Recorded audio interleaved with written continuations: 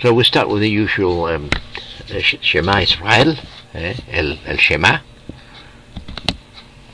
Shema Israel, Adonai Eloheinu, Adonai Echad.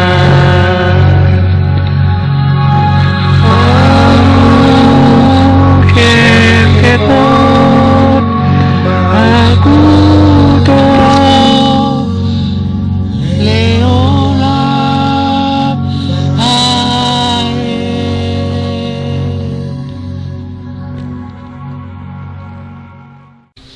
Bueno, pues este Shabbat coincide con, o inmediatamente que precede a Rosh Chodesh, el primero de mes de Nisan, es el Shabbat HaKodesh, porque el Shabbat es HaKodesh.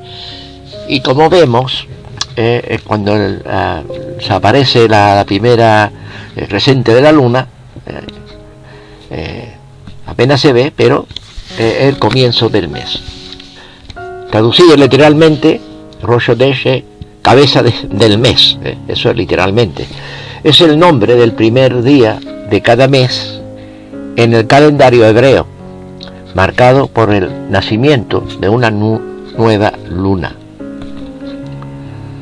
Aquí está el calendario del mes, lo que está marcado en rojo es el Shabbat, y el primero del mes empieza, aunque nuestro calendario es el 14 de marzo, pero el primero de Nisan.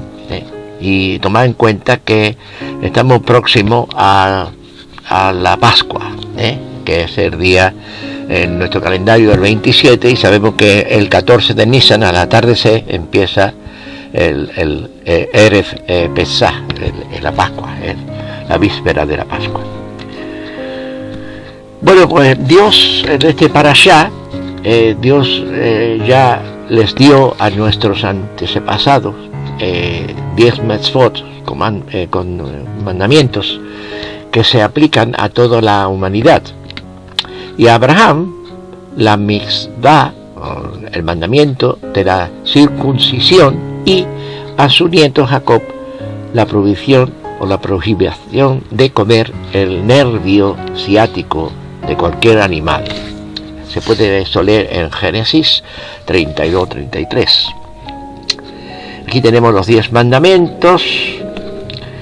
El Brit Milá es uno de los rituales a los 8 días que se lleva a cabo en la comunidad hebrea a los bebés, a los nuevos nacidos, varones. Y aquí está el nervio ciático, que está marcado en rojo, que podéis ver, y eso está prohibido de comerlo. Vaya que Pekudei, el parashá de este mes, que quiere decir anti-assembled, y también accounting of en español es yo y se reunió, y cantidades de, en la otra palabra, es dos palabras, se puede decir dos en uno. Como es una repetición básicamente de lo que habíamos cubrido ya en las últimas 2 semanas atrás, no me voy a hacer muy extensivo aquí, solo que hay que notar una cosa que no habemos cubierto en las últimas semanas. Es que la gloria de Dios bajó, como vais a ver, al tabernáculo o al Mishkan cuando este fue completo. Moisés reúne entonces al pueblo en breve de Israel y les repite todas las cosas que Dios le ha dicho en los parashot anteriores, como ha dicho ya. Pero hay una cosa, sí, mencionada en la porción de esta semana, que no ha sido cubierta antes. Y aquí está la razón. Dice, cuando se completó la construcción del Mishkan, o tabernáculo, todo se colocó en su lugar, apropiado, y una nube descendió sobre él, y todos vieron que la presencia de Dios había venido a morar dentro del tabernáculo, o el Mishkan.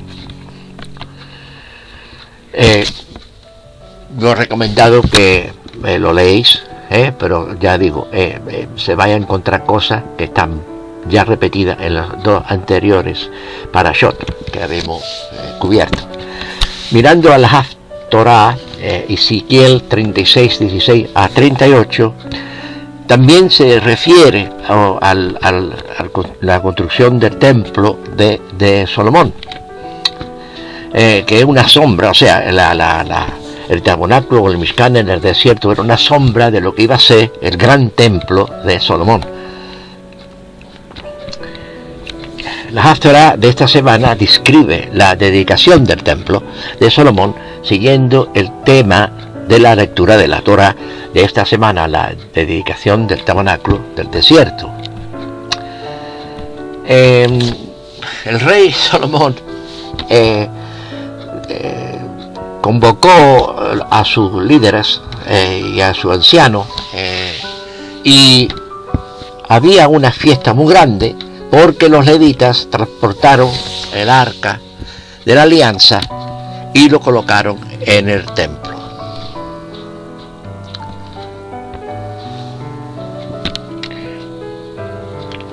Y como he dicho, ahí podéis ver a la izquierda la gloria de Dios descendiendo en forma de una nube que se extendía sobre el templo.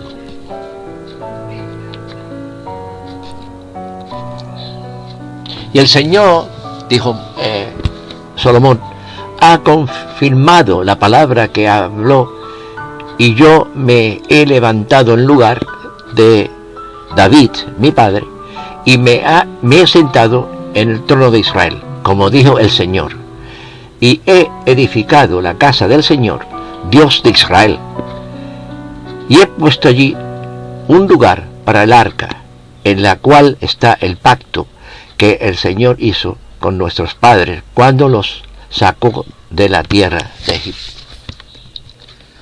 Bueno, pues ahí acaba el Haftarah de esta semana. Una vez más, por favor, leerlo, pero es un resumen de lo que yo he hecho. Pero hoy me voy a extender un poquito más en el Brit Hadashah, el Nuevo Testamento, como le llaman algunos. Yo prefiero llamarle Brit Hadashah por ciertas razones, que ya sabéis, me supongo. Y vamos a mirar a Juan 6, 1 a 35. Yeshua se iba a la otra, empieza así, Yeshua se iba a la otra orilla de Tiberia, y le seguía una gran multitud, porque veían las señales que hacía en los enfermos.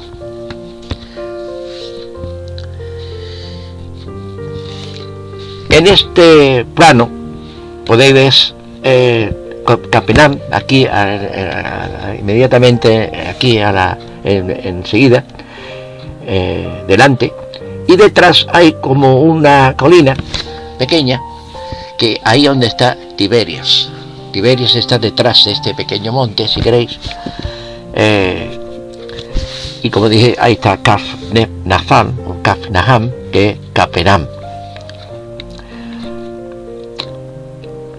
El lugar a donde el milagro ocurrió.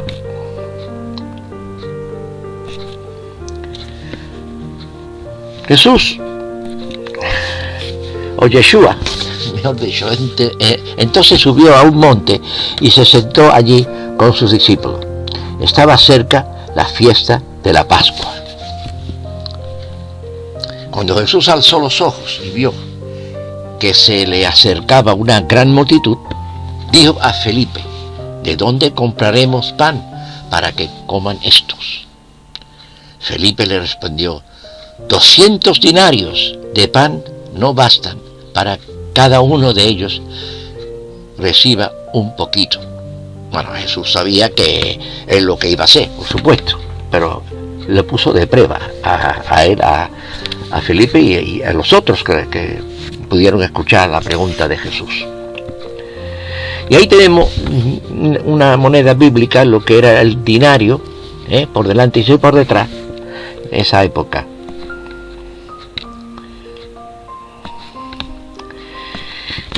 Entonces Andrés, el hermano de Simón Pedro, le dijo: aquí hay un muchacho que tiene 5 panes y 2 pescaditos, pero ¿qué es esto para tantos? Entonces Yeshua dijo: haced recostar a la gente, unos 5,000 hombres, sin contar mujeres ni niños, que si contamos, por supuesto, si contamos las mujeres y niños, no cabe duda que sería una gran multitud, por encima de unos 15,000 a 20,000 personas. Yeshua tomó los panes y los peces, dio gracia y distribuyó entre los que estaban reclinados tanto como quisieron. O sea que no había restricción en lo que pudieran comer físicamente, en abundancia, podían comer en abundancia. Luego, cuando todos estuvieron satisfechos, dijo a sus discípulos: recojan los pedazos que sobran para que no se pierda nada. Y llenaron 12 cestas con los pedazos de pan que sobró de las que habían comido.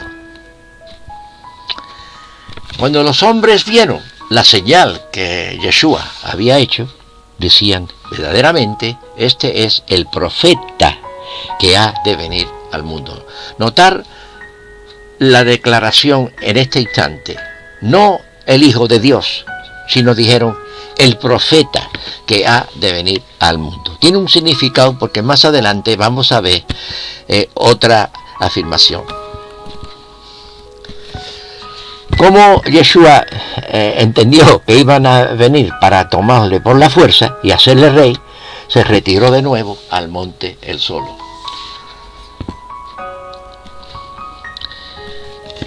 Más tarde, los discípulos se dan a la barca porque Jesús se retiró al monte, como vamos a ver ahora. Cuando anochecía, sus discípulos descendieron al mar y entrando en una barca iban cruzando el mar hacia Capernaum. Yeshua todavía no había venido con ellos. Soplaba un gran viento y se agitaba el mar.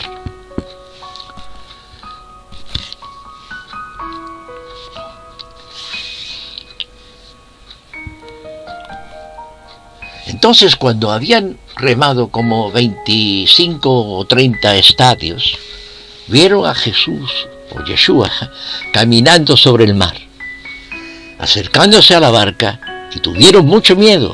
Pero Yeshua les dijo: yo soy, no teméis. Ellos les recibieron en la barca y de inmediato la barca llegó al otro lado del lago.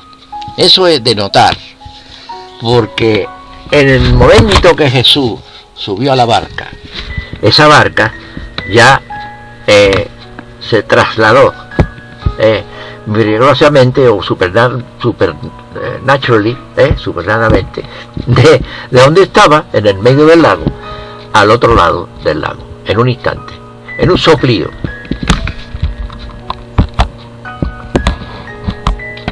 Entonces la multitud fueron a Capernaum, porque no cabe duda, cuando vieron que los discípulos se iban solos, creían que estaba Jesús ahí y le seguían a la barca, porque había un temporal grande en el mar de Galilea, como vamos a explicar brevemente luego cuando acabe esto. Y cuando llegaron al sitio que estaban ellos, que ya Jesús había llegado con sus discípulos, le preguntaron: Rabí, ¿cuándo llegaste acá? Yeshua les respondió: de cierto os digo, que me buscáis no porque habéis visto las señales, sino porque comisteis de los panes. Trabajad no por la comida que perece, sino por la comida que permanece para vida eterna, que el Hijo del Hombre os dará, porque Dios el Padre lo ha autorizado.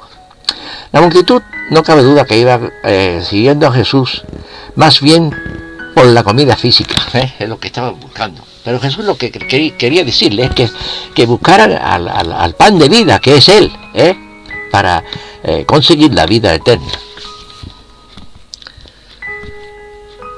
Porque el pan de Dios es aquel que desciende del cielo y da vida al mundo.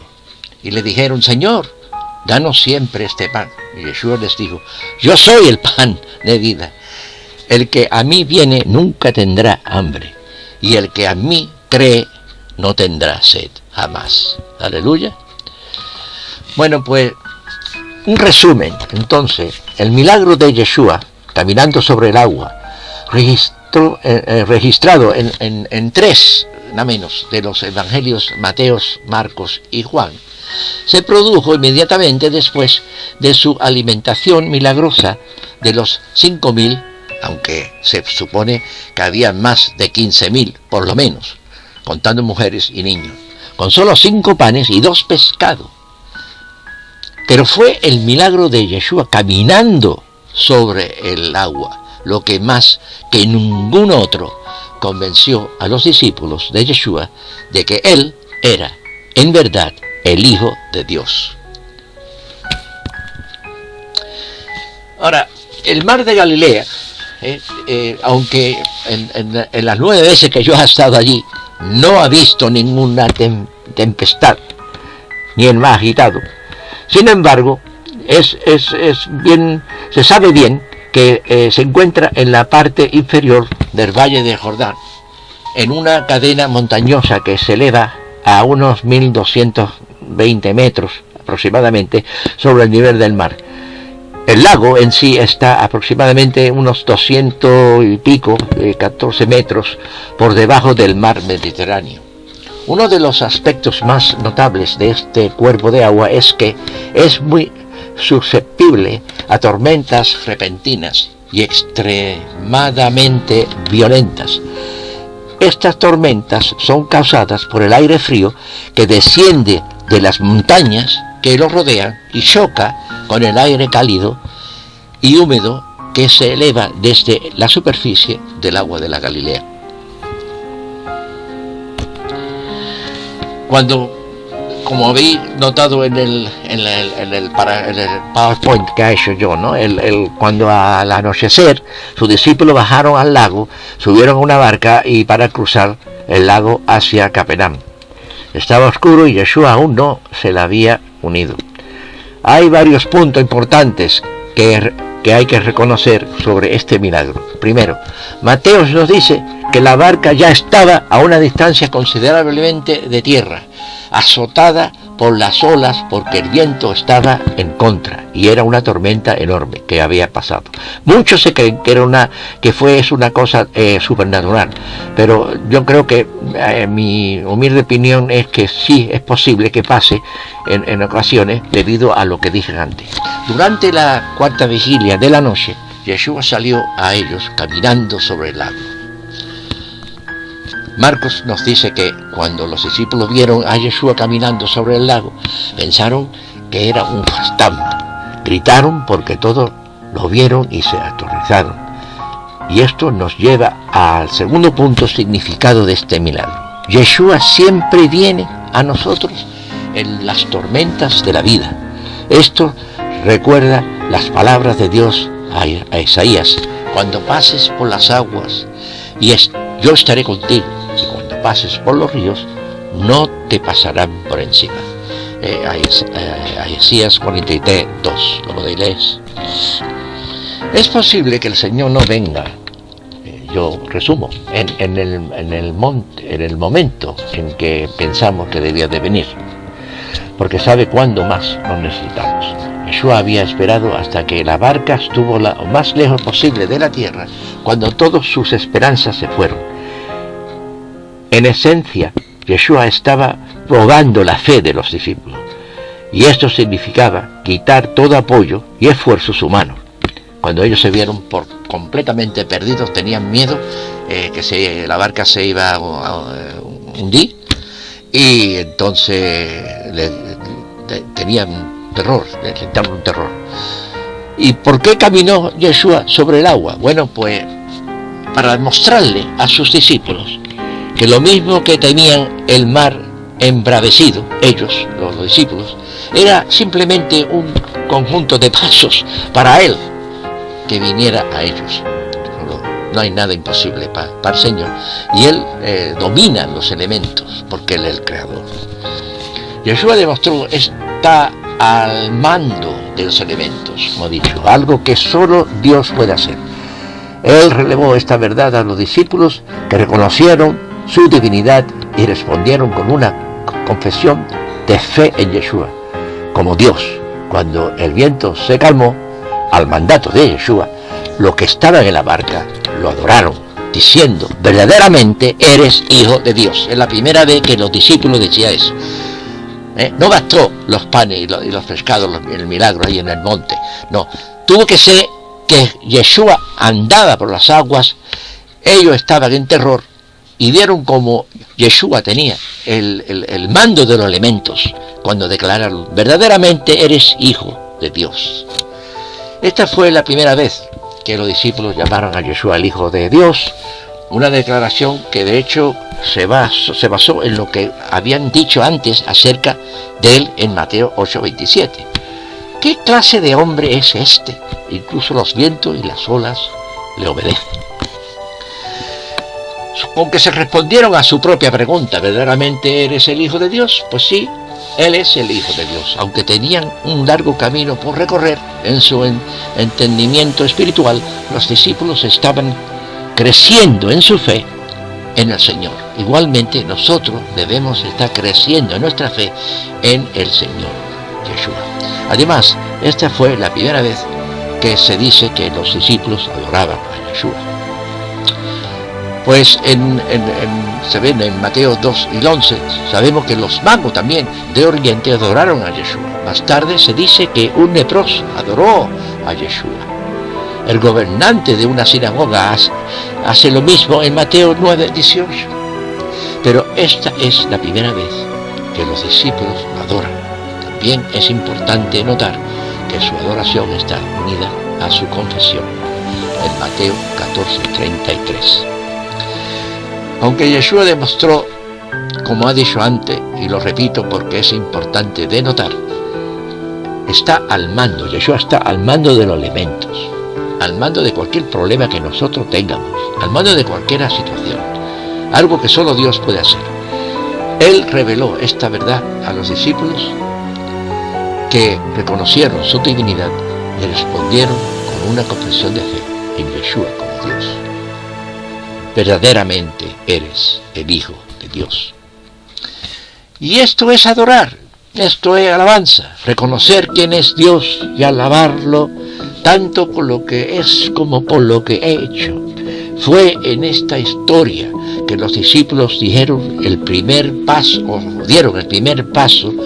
y adoraron a Yeshua HaMashiach como el Hijo de Dios. También nosotros, los creyentes, le decimos: verdaderamente eres el Hijo de Dios, Yeshua HaMashiach. Pues luego de esto, pues hicimos estas canciones, la alabanza, que no la voy a poner toda, pero es una de las favoritas, Shim HaKadosh, o el león Atagibor o Shalom, Behach Etach Adon Laad, Keliolam Simcha Echad, aleluya. Y luego, pues, esta es una canción que antes de tomar el pan y el vino, entramos en el Santísimo, más santo, porque ya tenemos el paso abierto por Yeshua, lo que ha hecho con nosotros. Y aquí tomamos el pan y el vino, dando las bendiciones adecuadas en hebreo y en español. Y luego, pues, esta canción muy bonita, que ven Espíritu, ven, Bo Ruach Elohim, Bo Ruach Elohim,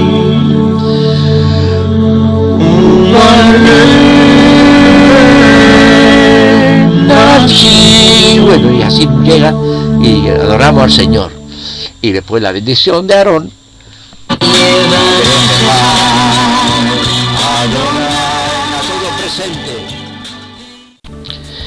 Pues aquí acaba el meeting, se puede decir, que tuvimos online, a los que se conectaron, y dimos la bendición, no solo a los que estaban, pero a los que no estaban también. a lo que vean este vídeo. Dios bendiga y que pasen ustedes una buena y feliz semana.